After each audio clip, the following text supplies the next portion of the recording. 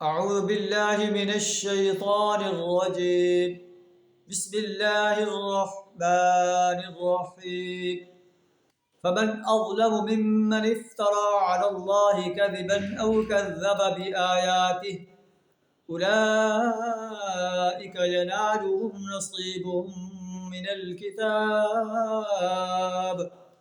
صدق اللہ العظیم۔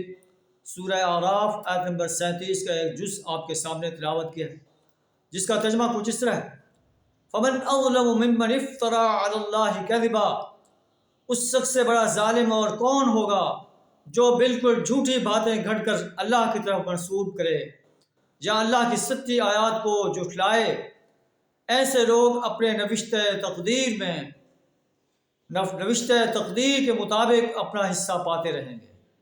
حتیٰ اذا جاءتهم رسلنا يتوفونهم، یہاں تک کہ جب ہمارے فرشتے ان کی روحیں قبض کرنے کے لیے آئیں گے، اس وقت وہ ان سے پوچھیں گے: اینما کنتم تدعون من دون اللہ، جنہیں تم اللہ کے علاوہ پکارتے تھے وہ کہاں ہیں؟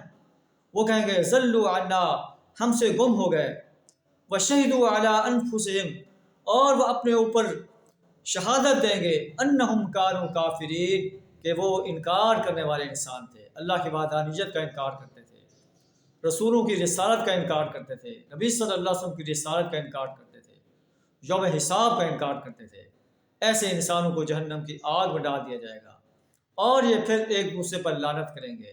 اللہ سے دعا کریں ہمیں کفر، شرک سے، نفاق سے، اپنے خلاف بغاوت کرنے سے اپنی پناہ عطا فرمائے۔